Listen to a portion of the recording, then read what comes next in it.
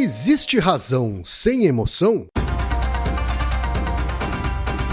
Naruhodo. Bem-vindo ao Naruhodo, podcast para quem tem fome de aprender. Eu sou Ken Fujioka. Eu sou Altair de Souza. E hoje é dia de quê? Ciência e senso comum. Você quer apoiar a ciência? Quer apoiar o pensamento científico? Quer ajudar o Naruhodo a se manter no ar? Ouvir os episódios e espalhar a palavra já é um grande passo. Mas existe um outro jeito. Quem possibilita isso é a Orelo. Você escolhe um valor de contribuição mensal e tem acesso a conteúdos exclusivos, conteúdos antecipados e vantagens especiais. Além disso, você pode ter acesso ao nosso grupo fechado no Telegram e conversar comigo, com Altair e com outros apoiadores. Toda vez que você ouvir ou fizer download de um episódio pelo Orelo, vai também estar pingando uns trocadinhos para o nosso projeto. Combinado? Então baixe agora mesmo o app Orelo no endereço orelo.cc ou na sua loja de aplicativos e ajude a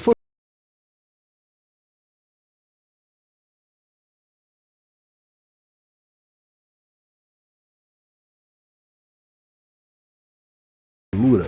Querido ouvinte, querido ouvinte. Você quer dar um verdadeiro mergulho no mundo da tecnologia? Migrar para uma nova carreira? Aprofundar-se nessa carreira? Então assine a Lura agora mesmo. Você vai estudar, praticar, discutir e se aprofundar em uma plataforma que respira tecnologia. Na Alura, você terá acesso completo ao conhecimento, onde e quando você quiser, com novos cursos todas as semanas. E ainda tem vantagem: ouvinte Naruhodo tem desconto especial. Mas para isso é preciso acessar a seguinte URL, anota aí, alura.com.br/promoção/Naruhodo. Nesse endereço, além do desconto especial, você vai conhecer histórias reais de transformação de pessoas que estudaram na Alura. Então, repetindo, acesse alura.com.br/promoção/Naruhodo.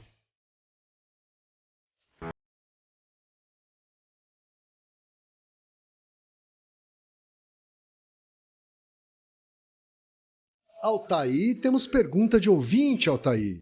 Essa é uma pergunta recente e é uma pergunta bem filosófica. Eu não sei se você reparou, Ken, mas esse é o último episódio do ano, né? Sim. Então, estamos nos aproximando das festas de final de ano. E aí é interessante terminar o ano com uma pergunta filosófica, assim, né? Gera muitos insights. Verdade, é verdade. Já temos também gravado na Naruhodo Entrevista que inaugura a temporada de 2024, mas este é o último episódio de 2023, um ano desafiador, não é isso, Altair? É, um ano com muitos desafios, mas todo desafio gera um movimento, né? Então, se você conseguir transformar isso numa inércia, talvez ajude. É isso daí.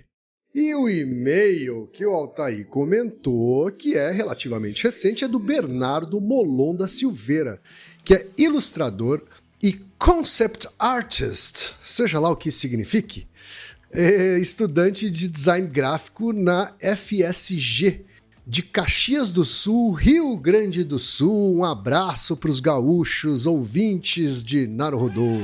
Muito obrigado.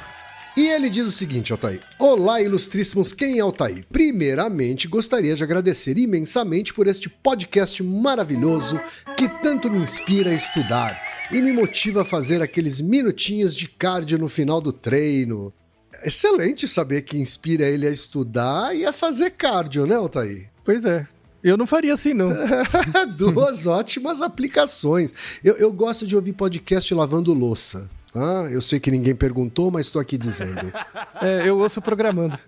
E o Bernardo continua. Indo direto ao ponto, minhas perguntas têm a ver com a relação de razão e emoção. Me parece que existe uma visão bastante dualista entre os conceitos de razão e emoção no ideário coletivo. Em outros episódios, vocês falaram sobre afetos, emoções e sentimentos e chegaram a falar também sobre algo como razão naquele episódio sobre os hemisférios do cérebro. Episódio 116. É isso aí.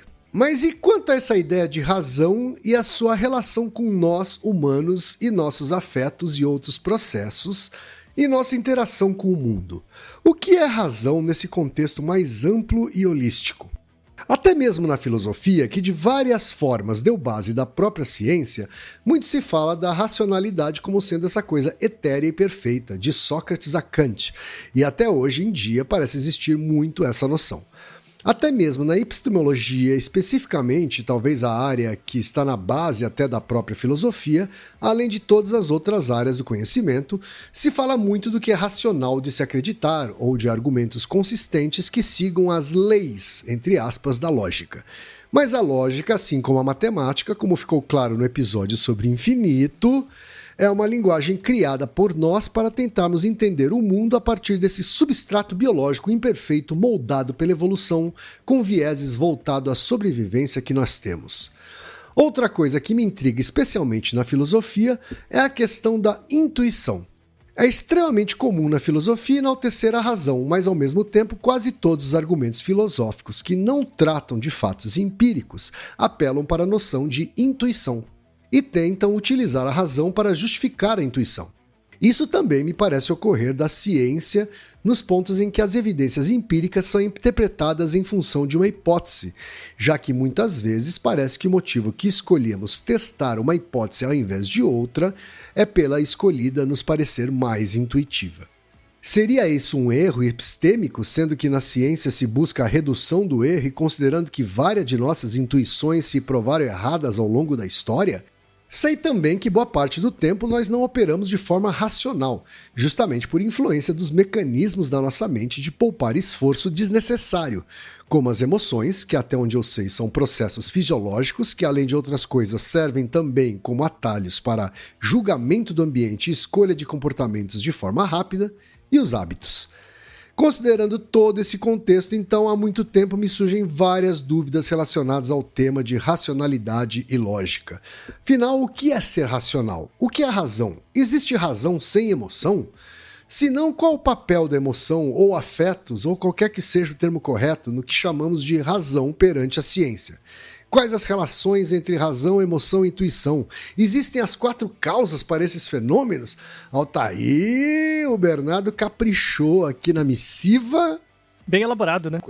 E a pergunta tem várias subperguntas aí, Altair. O que a ciência pode nos dizer para tentar elucidar esse dilema do Bernardo?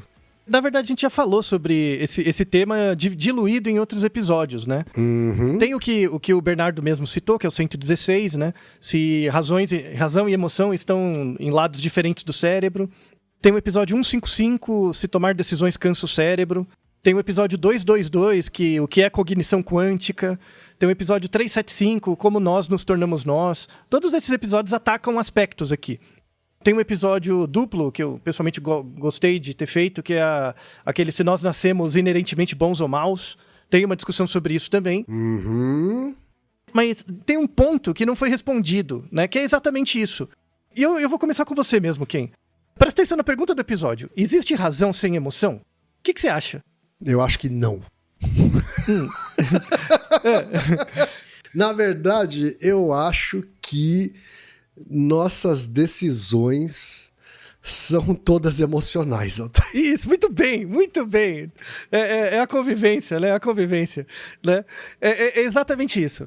Tem até uma parte do e-mail do Bernardo no final, né? Que ele fala que a emoção, né, é um processo fisiológico que, além de outras coisas, serve como atalho para o julgamento do ambiente, escolhas de comportamento e tal. A gente vai atacar essa pergunta de duas frentes, mas a sensibilidade do Ken é muito importante.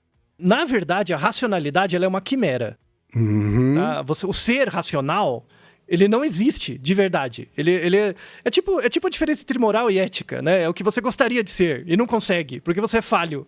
Essa coisa da razão é algo supranatural, é algo que existe fora do ambiente natural, do processo evolutivo humano. Todos os comportamentos são emocionais. A ideia é dar uma explicação sobre isso, mostrar como que a gente trabalha com isso hoje em dia. Inclusive, as referências são bem interessantes para o Bernardo, por exemplo, tem muita coisa interessante. Tem um Handbook of Rationality. Tem um handbook, 1000 páginas, só sobre racionalidade, de 2020. Certo.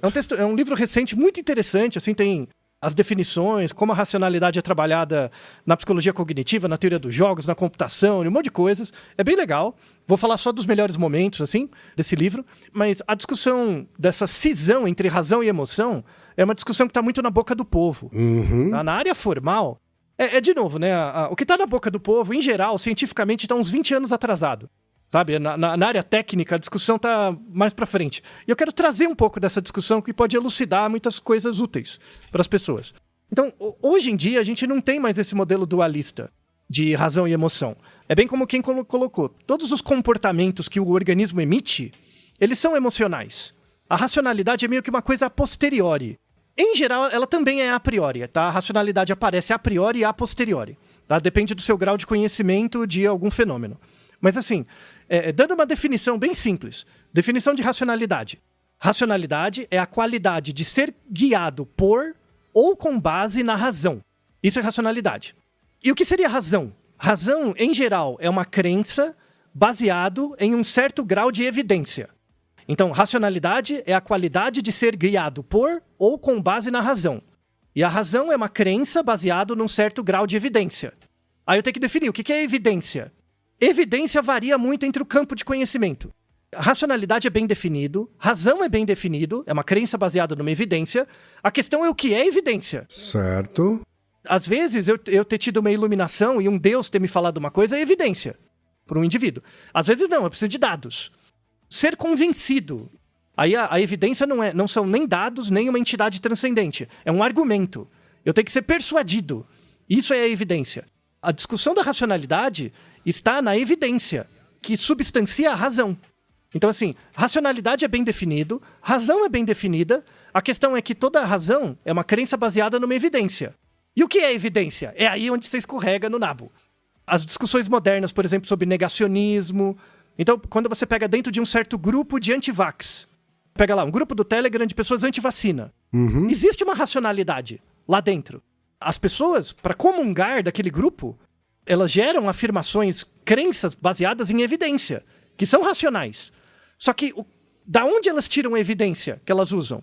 De uma entidade outra, de um médico. Eles não tiram dos dados. Ou a pessoa que é antivacina sabe avaliar a qualidade da evidência. Por exemplo, ela pega um artigo e ela não sabe avaliar a qualidade do artigo. Ela diz, se foi publicado, é evidência. Entende? Entende que o ponto da racionalidade não está na definição e nem na noção de razão, está na noção de evidência, que substancia a crença. Sim, sim. O grande ponto da não cisão atual entre racionalidade e emoção é quando chega na evidência. Porque a percepção do agente da evidência sempre é uma percepção emocional. Então, por exemplo, que você pode ser lá farmacêutico, você pode entender tudo de ensaio clínico, tudo, né? E aí você pega lá o artigo, sabe ler, mas no seu coração você é antivacina. Você não acredita que a vacina funciona. Então, a sua reação frente àquela evidência, porque a crença precisa de um agente. Sim, sim. O artigo, ele não se explica sozinho. Ele precisa de um agente que lê aquele artigo. Se aquele agente, lendo aquele artigo, gera uma certa crença que para ele é racional, ele está se comportando de forma racional. O problema é que ele pode ser viesado por uma questão emocional dele, histórica, de formação, de preferências, de vieses, de coisas do tipo. Tá? Então você percebe onde quebra a relação entre razão e emoção? Não é na racionalidade, não é na razão, é na evidência. E hoje você ouve o tempo inteiro falarem, né, é muito, muito moderno hoje, falar assim, a medicina baseada em evidência, a psicologia baseada em evidência, qualquer coisa baseada em evidência. É uma tentativa de racionalizar um bagulho que não dá pra racionalizar, que é emocional. Certo. Entendeu? Aí você vai ver o povo falando de psicologia baseada em evidência como se fosse uma bandeira emocional também. Ou seja, é a mesma coisa do negacionista. É tudo igual. Porque a questão é qual método gera a evidência. Toda evidência é ligada a um método. Se você não conhece diferentes métodos, você não sabe julgar diferentes tipos de evidência. Por exemplo, se você é um médico e você conhece ensaios clínicos randomizados, que é um método padrão ouro para testar medicamento. Vamos imaginar que você fez um doutorado nisso, Ken. Ninguém manja mais de RCT, Randomized Control Trials, do que você. Tá? Ok. Você é o cara que tecnicamente melhor manja disso, né? Então, tudo aquilo que gerar evidência a partir de um RCT, você vai saber julgar se é bom ou ruim. Porque você conhece o método. Sim. Por exemplo, se fizerem uma pesquisa qualitativa, ou uma entrevista, você vai achar aquilo lixo. Não, aquilo não é evidência. Mas na verdade é. Só que você não conhece o método. Entende? Entendi. E aí você tira a área do outro pra nada. Porque você é limitado.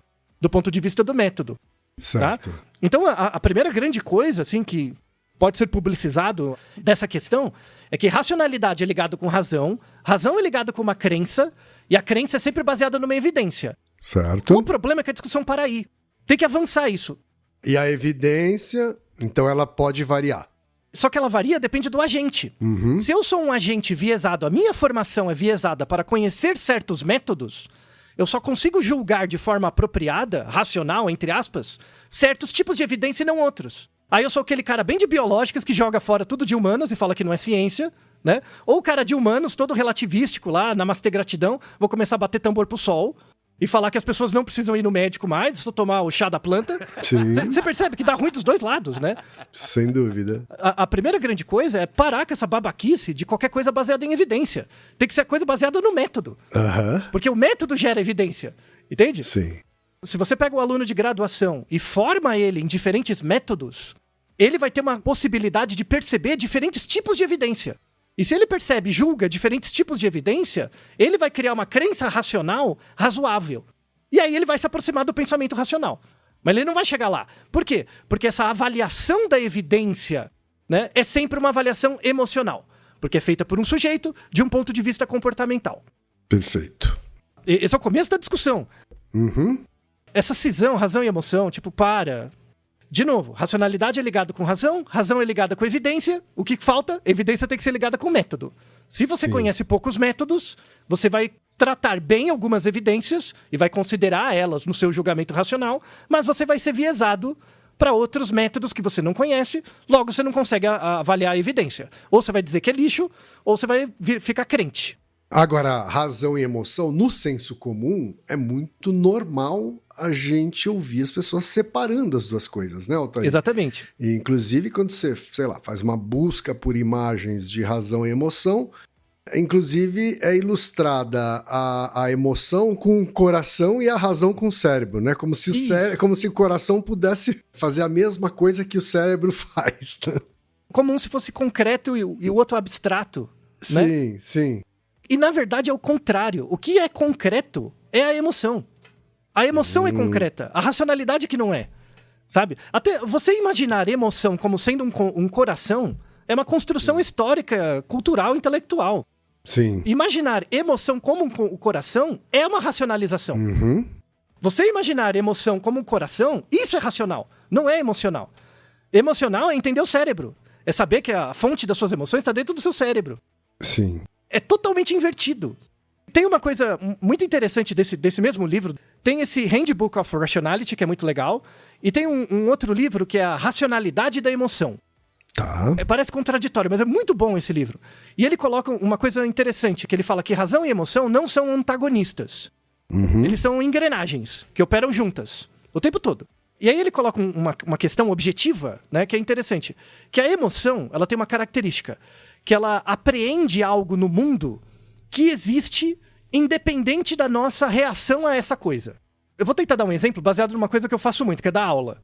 Tenta lembrar uma época da sua vida, Ken, que você teve que apresentar em público várias vezes. Já chegou a acontecer com você, de você tá tão habituado a fazer isso, que você vira um espectador de você mesmo? Sim. Você já sentiu isso? De você tá falando... Imagina que é um tema que você sabe, assim, né? E tudo bem. Você tá falando sobre esse tema. Aí, de repente, você descola. Você começa... Parece que dentro da sua cabeça, você senta numa cadeira e assiste a você mesmo falando. Já tive essa sensação. Essa sensação de descolamento não é que você tá ficando doido, não é nada disso. É a separação da razão e da emoção. Por exemplo, eu estou falando com você agora. Tá. Enquanto eu estou falando, eu estou produzindo comportamento. E eu não consigo monitorar o meu comportamento de fala ao mesmo tempo que ele é produzido. Eu não consigo. Então eu tô falando e tem um delay entre eu falar e perceber que eu falei. Certo. Tem esse delay. É um delay de milissegundos, assim, né? Mas existe. É um segundo. Não, às vezes aumenta. Não, dá pra controlar, dá pra aumentar esse delay. Né? Certo. Dependendo do treino. Mas já aconteceu uma vez, assim, Ken, de você tá lá numa palestra falando de alguma coisa que você conhece bem, e de repente você fala uma coisa e fala, nossa, de onde eu tirei isso? Sim. Já aconteceu? Já. Tipo, se eu treinasse, eu nunca ia falar tão bem quanto saiu agora. Sim. Que é o resultado do treino.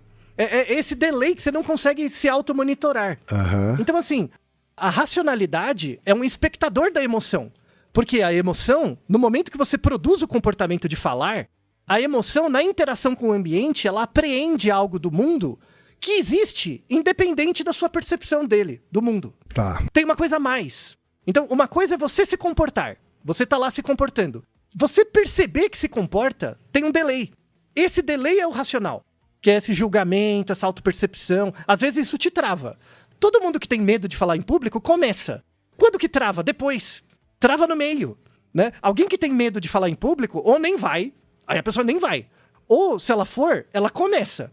Ela nunca trava no começo, ela começa pra dar um start, aí ela começa a se automonitorar. Quando ela começa a se automonitorar, aí vem a racionalidade e estraga o comportamento dela. Emocional. Porque vem o julgamento, todo mundo acha que você fala mal, que é ruim, que você é feio, que o que importa. Aham. Percebe? Que corresponde a esse gap que aconteceu. Esse gapzinho. Quando você descola de você mesmo, assim. Isso. Era muito interessante as pessoas terem essa experiência de virar um espectador de você mesmo, assim. Certo. Porque aí você percebe certinho que a razão emerge da emoção. Uhum. Assim, você consegue emitir um pensamento sobre você mesmo. Então, por exemplo, você consegue pensar, o que eu vou fazer amanhã, planejar. Você pode até escrever num papel. E isso é um tipo de planejamento. Seria um planejamento racional? Seria, se ele é baseado numa crença que tem evidência. Eu acho que o mais certo pra mim é fazer tais coisas. Tudo bem, é um pensamento racional. Mas não é comportamento. Vai virar comportamento quando chegar a hora. Sim. Quando chegar a hora de você se comportar e depois você avaliar aquilo que você está se comportando, aí é o pensamento racional na prática. Né? Antes é tudo teórico. Entendi. É a deliberação. Faz todo sentido. É muito interessante, assim, a emoção, ela não é reduzida a uma crença verbal. Se eu pergunto pra você, você se acha legal, Ken? Sim ou não? Você vai me dar uma resposta verbal. Uhum. Né? A emoção não se reduz a uma resposta verbal. A razão, sim. A razão tem uma resposta verbal. Né? Certo. E isso limita ela. E talvez isso faça com que a gente acabe reforçando esse dualismo, né? Assim, Exato. porque o que ela falou se o que ela falou é a racionalização de tudo, então dá para separar a razão de emoção, quando na verdade aquilo emergiu da emoção. Isso, você sente como se fosse separado, mas na verdade é um ciclo. Por isso são duas engrenagens. Certo. Tanto é que quando você para de se comportar, você só fica sob a ação do seu pensamento. E o seu pensamento não mais reage, não mais tem feedback do comportamento, porque você tá parado. Aí você começa a ruminar. E aí você fica deprimido. Tem o nosso naruhodo duplo sobre depressão, que é uma das causas eficientes da depressão, é isso. Certo. Você para o movimento, logo você para de se retroalimentar a partir da observação do seu próprio comportamento, e você só fica com a ideia do passado, das memórias do seu comportamento. Que em geral não é tão legal quanto o que foi de verdade. Verdade. E aí você começa a ciclar em falso, aí já era. É muito interessante essa discussão, porque razão e emoção é uma coisa só. Mas a gente percebe como separado. Sim. E a gente tem que perceber como separado pra você ser diferente do mundo. Pra você não ficar uma coisa só. Então, quando você pega, por exemplo, cachorro, gato, passarinho, eles são racionais? Se você parar pra pensar que racionalidade é uma qualidade de ser guiado com base numa razão, que é uma crença, baseado num certo grau de evidência, você pega um passarinho, por exemplo, que migra de um lugar pro outro. E quando ele vai numa certa região, ele guarda comida num lugar. Uhum. E depois ele volta para aquele mesmo lugar. Ele lembra onde estava. É uma decisão racional. Sim. Ele lembra. Ele não precisa lembrar que lembra, mas ele lembra. Tanto é que foi lá, achou a comida de novo. Sim. Então... Aliás, eu acho isso uma coisa impressionante, assim. Você acha impressionante porque você é de fora e você julga o terceiro.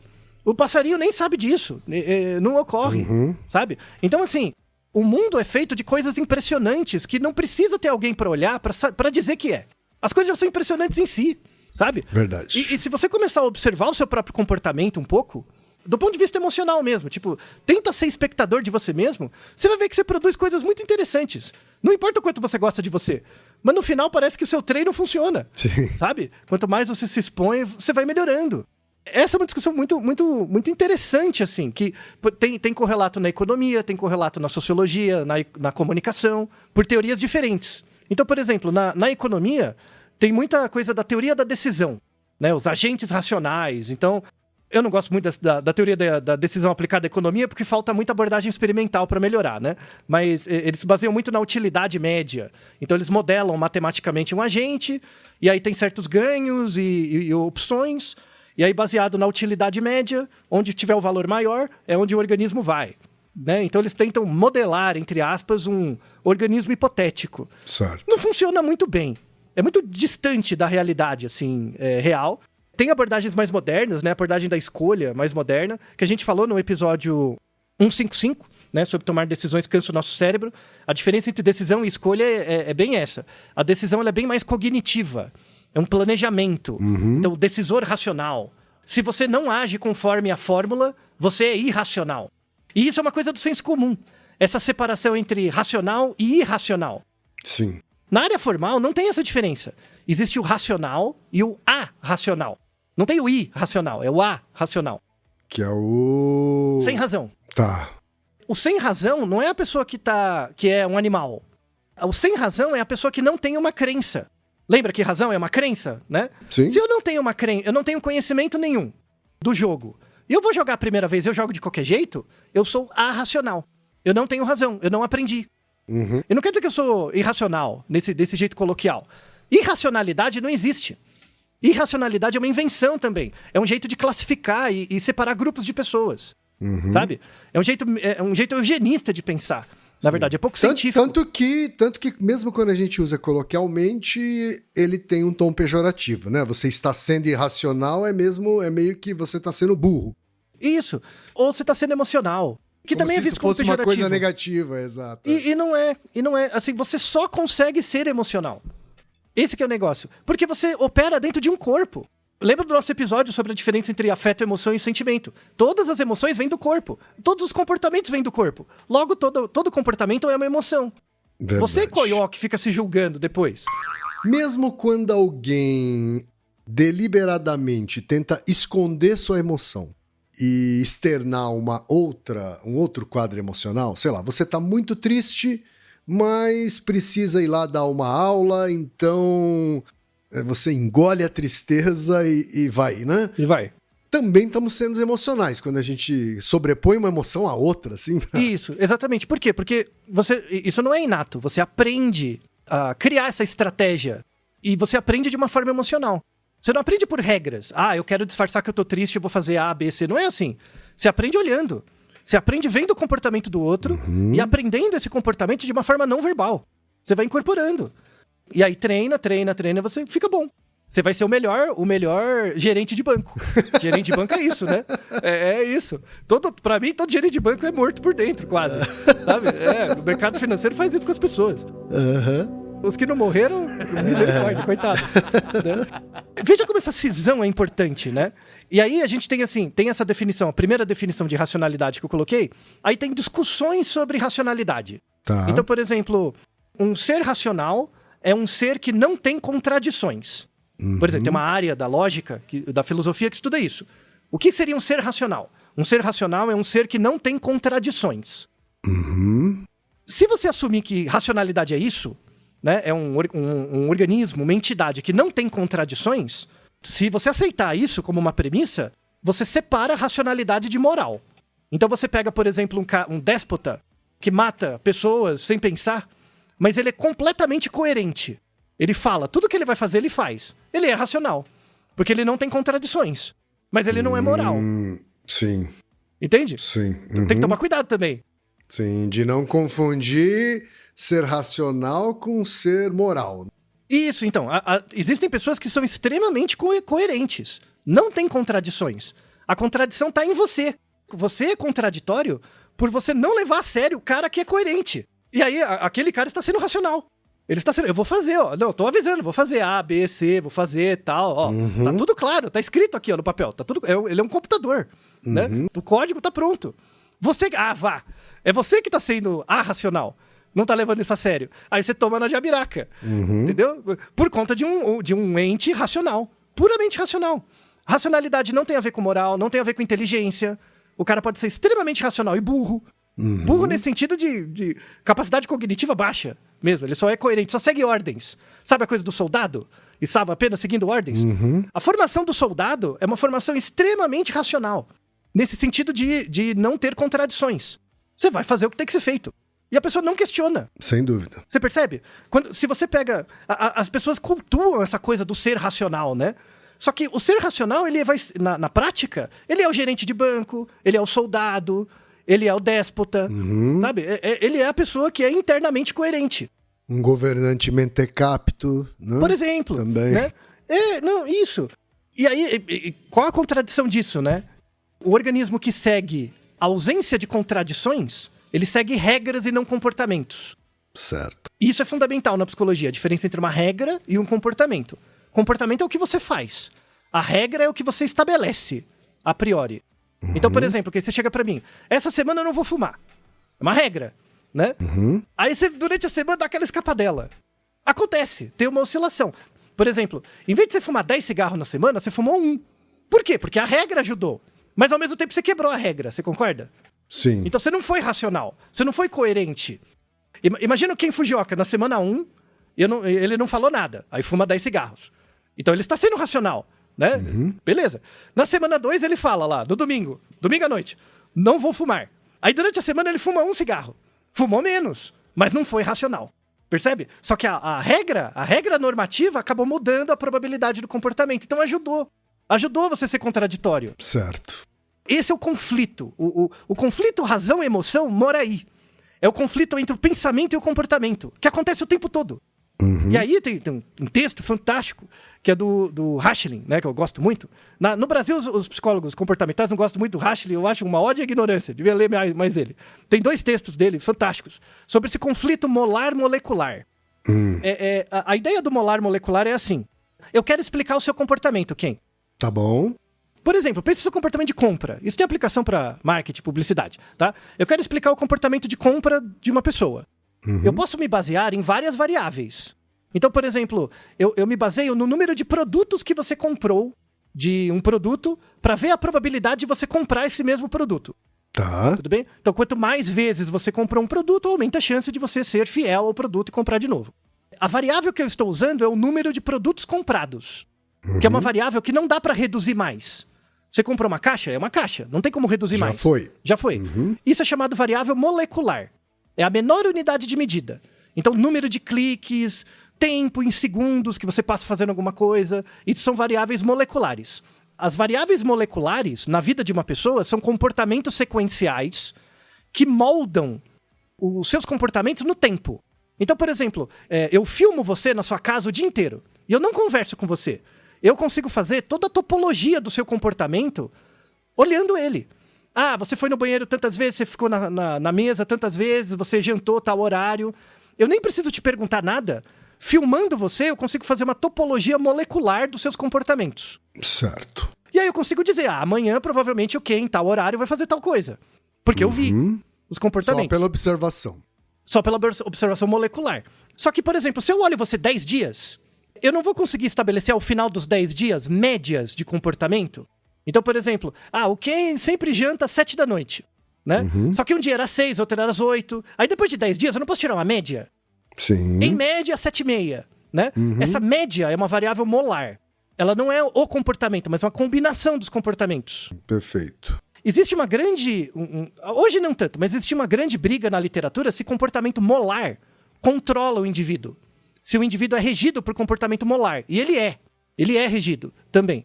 Só que isso é um conflito. Porque, por exemplo, que horas você janta todo dia? Você vai me dar uma ideia, mas você não sabe. Você nunca parou pra pensar. Você só vai saber se você marcar. Se você anotar todo dia, uma semana, você vai saber que horário que você janta. Se eu perguntar agora, verbalmente, você vai me dar um palpite. Você não sabe. Eu sei que você não sabe, porque você nunca parou pra pensar. E tudo Verdade. bem. Tá? E principalmente porque no meu caso tem uma grande variância. Isso. Por exemplo, o seu corpo emocional sabe. Tanto é que ele te avisa. Ele tem circularidades. Tem ritmos dele. Então, tanto é que quem manda você comer é o seu corpo. Não é você, o que você acha. É o corpo, é a emoção. Verdade. Né, que regula esse comportamento.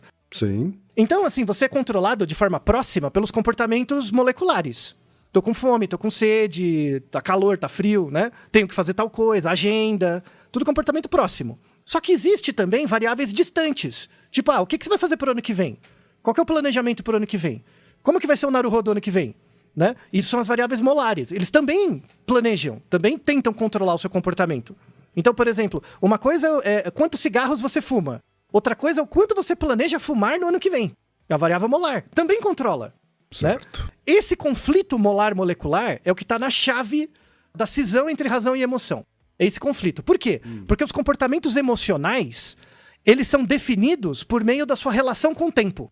Então, por exemplo, imagina que você tem 5 minutos para escrever um texto. Tá bom.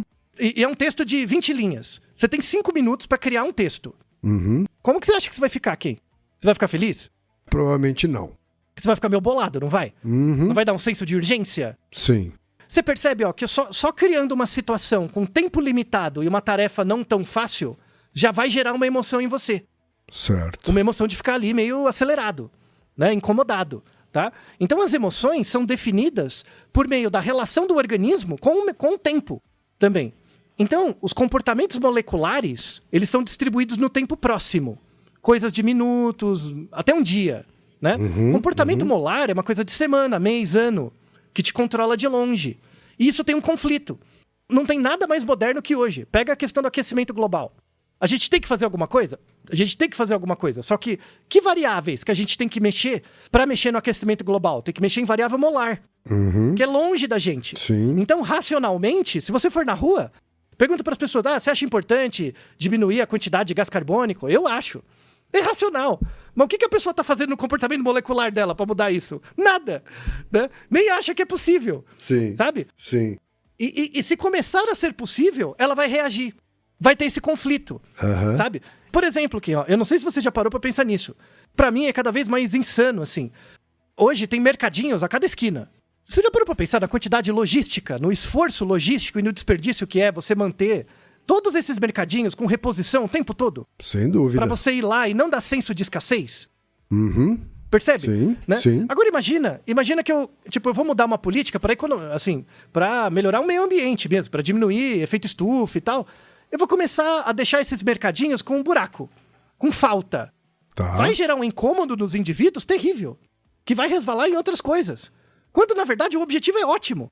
Sim. Percebe o conflito emocional, racional? Sim, sim. Por quê? Porque qual que é o desejo da emoção? Manter o status quo. Manter as coisas funcionando do mesmo jeito. Por quê? Porque o objetivo último das suas emoções é fazer você ser uma pessoa melhor? Não, é você sobreviver. Passar os genes para frente.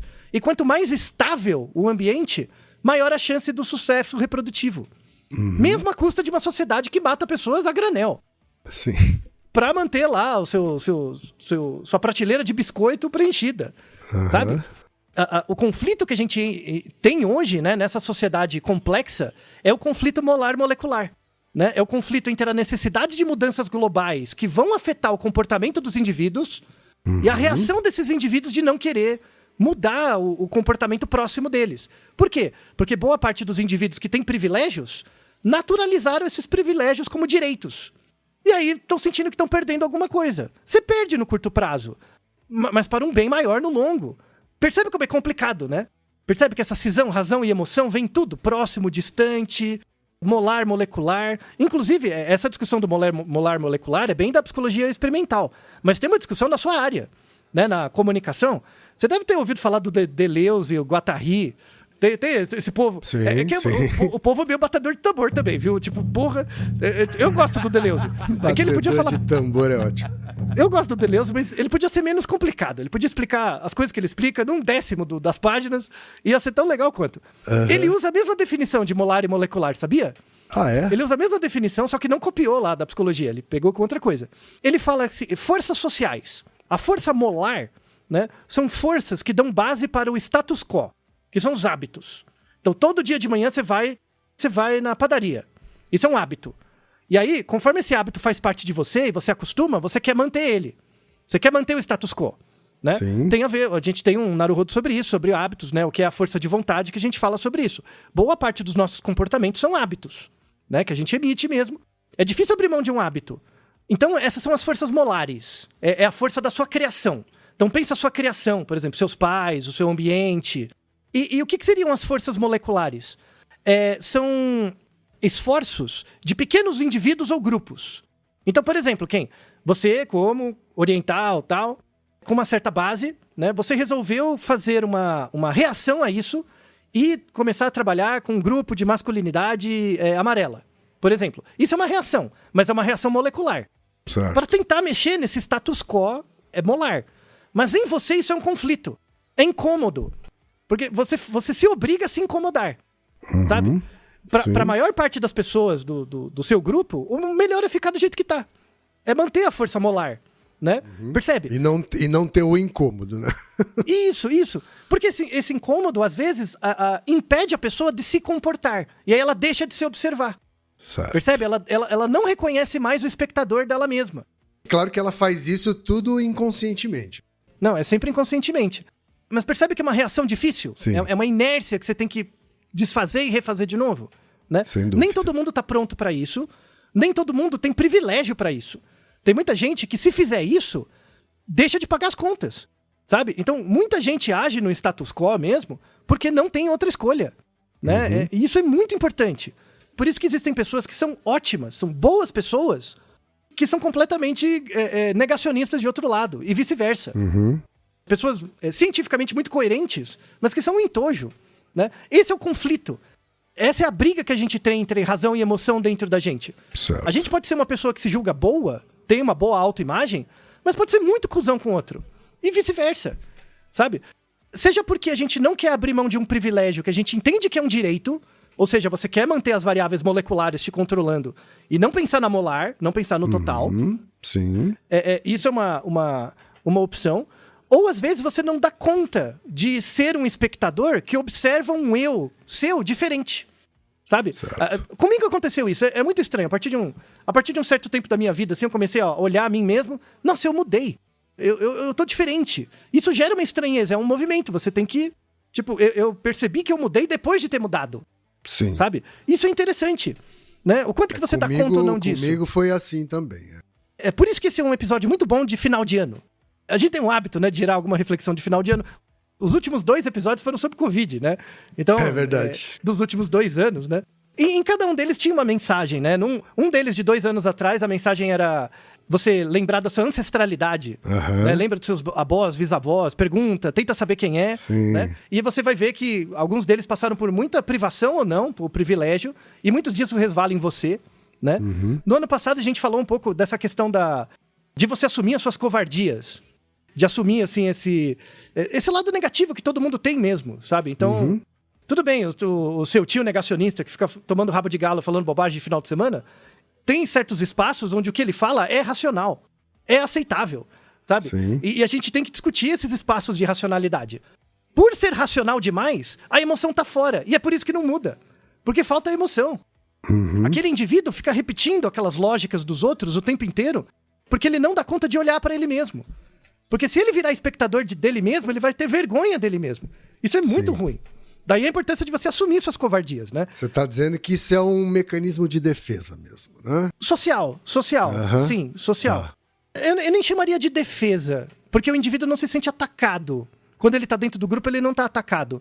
Mas ele se sentiria caso ele tivesse esse self-awareness, vamos dizer assim. Sim, mas é mais a busca por uma missão, sabe? Sabe aquela coisa? É mais, entre aspas, nobre, sabe? Tipo... Eu quero que o mundo seja desse jeito, porque é esse jeito que eu acredito. Certo. E é legítimo, sabe? Esse que é o negócio. A grande reflexão para esse ano é esse conflito. O conflito molar molecular, sabe? E que hoje, né, pelo fato do mundo estar muito mais complexo, a gente tem dinâmicas mais complexas, tem a questão do clima e tudo mais, que é um problema. É um dado de realidade, é um fato. A gente vai ser controlado por variáveis mais distantes. Coisas do nosso comportamento vai ter que mudar. Eu fiquei muito comovido até Tava tendo congresso essa semana, né, da COP, né, do clima e tal. Sim. E teve um representante das Ilhas Tuvalu, que vai acabar. Tem um representante das Ilhas Tuvalu que foi num evento, eu vi a apresentação dele. Ele não conseguiu começar a conversar, ele já tava chorando. Veja, né, porque ali era uma discussão política e tal, né, pra mudar toda a questão climática, isso todo mundo já sabe. Tem o nosso Naruhodo sobre aquecimento climático também, né, e tal. Foi muito interessante, assim, me inspirou bastante nesse episódio. Porque ele ia fazer um discurso, ele já começou chorando. ele já começou mostrando a emoção. Pra mim ficou muito aquela sensação, parece que a racionalidade falha, não importa. Porque é aquela coisa, todo mundo sabe o que tem que ser feito. Vocês já sabem o que tem que ser feito, porque vocês não fazem, desgraçados. E aí ele falou uma coisa muito forte. Ele falou assim, eu só vim aqui assinar esse documento que é a nossa declaração de morte, do meu povo. Mesmo, porque não vai mudar nada, né? São só palavras. E todas as pessoas que estão lá são pessoas racionais. E esse é um problema. Percebe que está invertida a lógica? Sim, sim. A lógica social é completamente invertida. Essa busca por uma racionalidade é uma quimera. É a busca por um ideal de ego que você nunca vai alcançar. Deixa de ser idiota.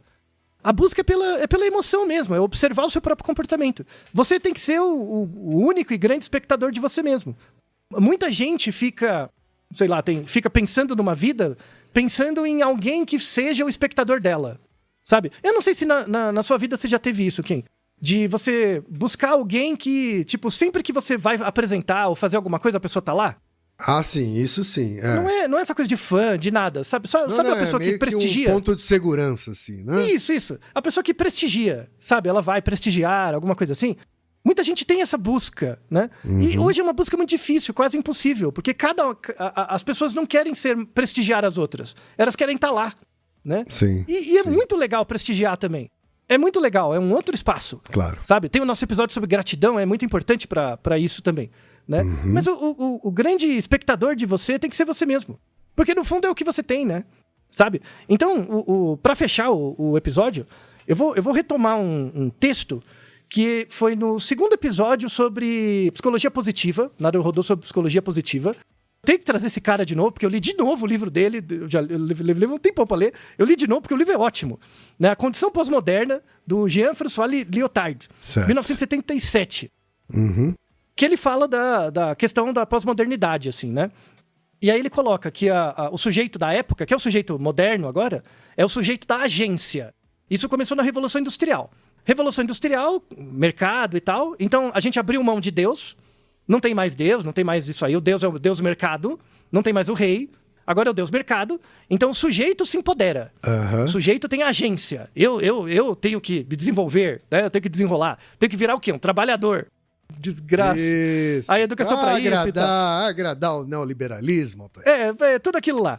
E aí, assim, isso vem da Revolução, desde a Revolução Industrial. Sim. Qual que é o papel hoje? Né? Como a tecnologia ela não é voltada para a educação, e nem para o trabalho, mas sim para o capital, a tecnologia, porque a tecnologia podia se voltar para qualquer coisa, né? Sim. Mas ela se volta para o capital. Qual que foi o impacto disso? Que é o diagnóstico fantástico do Lyotard. Ele fala assim, e olha que ele falou isso em 77, isso é agora que está acontecendo. Ele morreu e deixou o negócio. Né? Ele fala, o efeito da tecnologia no mercado gerou um impacto no meio social, que é o empoderamento do indivíduo. O indivíduo fica mais poderoso, então o sujeito tem agência. Então, como que chama? Aquela coisa americana, o mundo das possibilidades, do futuro, self-made man, sabe? Um negócio assim. Sim, né? Sim. O sonho americano. Sonho americano, isso. E aí, isso gera a morte da razão. Ele decreta a morte da razão. Por quê? Porque essa razão, como uma crença baseada numa evidência única, não tem mais. Existem razões. E aí começam a surgir as metanarrativas. Então, o mundo se divide em grupos, cada grupo tem uma narrativa interna, e a ideia é você ser coerente internamente, mesmo que não seja coerente externamente. E aí aparece uma terceira entidade, né, desse sujeito da agência, que é a performatividade. Eu tenho que ser capaz de performar dentro do meu grupo. Né? E aí volta o ideário grego, porque os gregos eles não queriam ser cientistas. Os gregos, para ascender socialmente, porque a sociedade, o cidadão grego, era muito bom ser cidadão grego quando você está rodeado de escravo. Porque aí você não trabalha, né? Então, e aí como é que um cidadão grego virava senador? Com oratória e retórica, que é o que a gente tem agora. Todos esses gurus de TikTok. Verdade. Isso é a performatividade. Você faz a performatividade, cria um grupo, dentro desse grupo você tem seguidores, e aí você cria uma racionalidade ali dentro. Eu diria que a classe política também tá por aí, né, Altair? Então, aí muda o discurso político. O discurso político, agora, ele não é um discurso mais conciliador. Por isso que a gente tem uma política polarizada. E é desse discurso pós-moderno ser polarizado. Por quê? Porque o objetivo da política não é conciliar, é estabelecer um discurso razoável dentro de cada metanarrativa. Sim. Por exemplo, eu sou um político, eu vou lá no meio dos grileiros eu vou fazer um discurso para eles, e depois vou lá no MST, eu faço outro discurso, porque os dois grupos não conversam. Sim. Um não vai saber do discurso do outro. Então eu só preciso ser racional internamente e emocional externamente. Percebe? É muito louco, né? Não é muito louco? Não, e essa coisa de jogar pra sua própria torcida, né? Assim, Sim. Então, né? Também Exatamente. É um performar polarizador, né? E é muito triste. Por quê? Porque é um culto à racionalidade vazia. De uma cambada de indivíduos que internamente veem sentido, mas num mundo muito pequeno e restrito, e eles não conseguem se observar. Não conseguem se abrir mão do sofrimento. Por quê? Porque essa maldita tecnologia de hoje que serve por capital, ela serve pra fazer você não sofrer. Pra você ser uma pessoa mais feliz? Não, pra você trabalhar mais. Que desgraça! Inferno do satanás, sabe? Então, essa coisa das micronarrativas é aquilo... É como se você se perguntasse o tempo todo, quem? Você é o que você tem sido. Então você tem que estar o tempo inteiro... O que eu tenho sido? Como é que você sabe o que você tem sido? Através da reação dos outros na internet. Sim. Os likes, né, os stories. Isso é a retroalimentação do que você tem sido. Então, você não é mais espectador de você mesmo. Você é espectador da sua persona virtual. Verdade. Logo, você fica incapaz de sentir. Você não tem mais emoções. Né? E é por isso que tem um monte de guru dando remédio mágico pra você tentar sentir alguma coisa. E quando você consegue, você quer voltar e não sentir mais. Porque esse mundo é um inferno. Não é? Desgraça. Eu pensei que a gente ia deixar uma mensagem positiva pro fim do ano aqui. Ó. Então, muito bem, Ken. É uma mensagem positiva. Positiva no sentido do Augusto Conte. Não no sentido de feliz. Certo. No sentido de pensamento positivo. Positivo é, a solução existe. Se a gente estivesse num mundo sem solução, aí eu estaria preocupado. As soluções existem. A natureza, o ambiente é positivo para informar. As respostas estão aí. Você só tem que se abrir pro sofrimento, abraçar ele com toda a força que você tem, porque é muito interessante. Em geral, as pessoas evitam o sofrimento, né? Então, você faz um comportamento agora, aí depois você se arrepende. Você fez um negócio, o sofrimento vem depois. Se você começar a prestar atenção no seu comportamento que faz você sofrer, o que acontece? O delay, o atraso entre o comportamento e você se sentir mal diminui. Então, assim, eu não quero fazer tal coisa. Aí eu fiz, droga. Aí fiquei mal. Aí eu fiz de novo, puta. Aí você começa a sofrer com cada vez mais frequência. Sim. Porque o delay vai ficando menor, não é? 99% das pessoas desiste aí. Desiste. Não é pra desistir, é pra continuar. Vai chegar uma hora que você vai sofrer tanto que vai inverter. Você vai começar a sofrer antes de fazer o comportamento. E é aí que você muda. Você consegue prever. Não dá pra passar por isso sem sofrer para um cacete. Não dá. Então a maior parte das pessoas tem uma desconexão entre o comportamento e a emoção depois que é o sofrimento. Sim. Até porque a gente vive em uma sociedade que recorre à analgesia, vamos dizer assim, quando sente dor. Exatamente. Então você joga o sofrimento lá pra frente. Como o delay é grande, você não culpa mais a você mesmo, você culpa o outro. Sim. A culpa é sua, a culpa é do fulano, do ciclano, quando na verdade é sua. Você que é o otário. Conforme você abraça esse sofrimento, ele vai aproximando, chega uma hora que ele inverte. A hora que inverte é quando você vai começar a prever. E aí você controla o seu comportamento. E aí sim as coisas começam a mudar. Porque eu falei, eu vou escolher não sofrer, porque agora eu já sei o que gera. Você sofre antes. E aí a coisa muda. Certo. E é aí que você aprende. É aí que a emoção, de fato, condiciona a razão. É nessa parte. Ou que é assim seja, que tem quando que o ser. sofrimento vier, viva esse sofrimento. Não fica tentando evitar de confrontar ele. Sim. Para que depois ele possa mudar esse seu comportamento. E aí tem uma parte final, assim, que é um pouco triste, assim, que é assim, não é todo mundo que consegue isso. E não é uma questão de habilidade. Tem muita gente que, pela desigualdade mesmo, por isso que meu desejo é por um mundo menos desigual, onde as pessoas consigam sofrer o suficiente para aprender. Claro. A maior parte das pessoas não consegue chegar nesse ponto de sofrimento extremo, não consegue, porque tem conta para pagar. Ela não se dá essa chance, porque ela não tem chance. É o mesmo que pedir pro povo de Tuvalu paciência. Exatamente. E aí tem pros dois lados. Tem o desvalido, que ele não consegue nem se dar o trabalho de sofrer pra aprender. Então ele vai reproduzir status quo e pensamento conservador, que escolha o cara tem, tá certo. O objetivo dele é ser igual ao influencer mesmo, né? Triste. E a pessoa que tem muito privilégio. A pessoa que tem privilégio demais, quando ela tá muito mal, aí tem psicólogo, terapeuta, vai fazer viagem, vai fazer um monte de coisa e tal, pra no final não precisaria de nada disso, só precisaria criar vergonha na cara e mudar, né? E bater com esse sofrimento até mexer. Tem gente que tem demais, tem gente que tem de menos, no final ambos sofrem. É um inferno, sabe?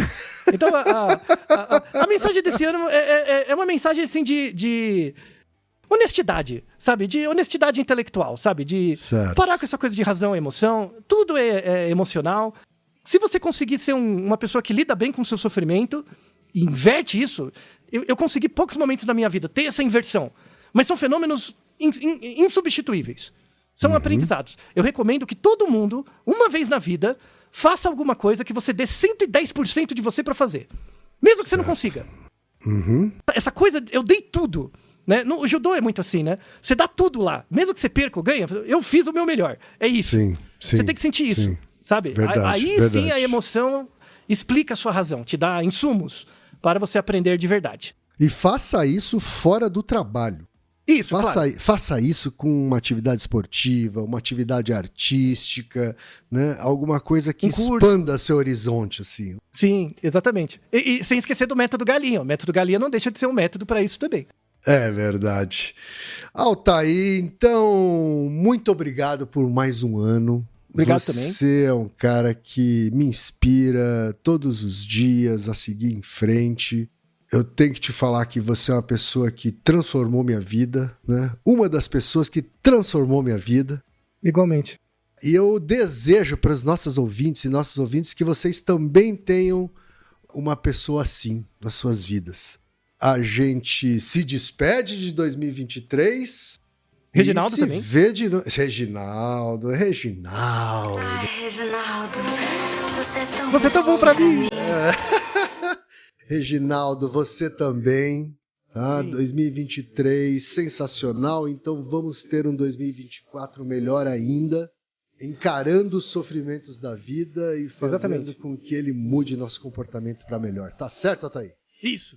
Bom final de ano a todos. É isso daí. E Naruhodô, ilustríssimo ouvinte.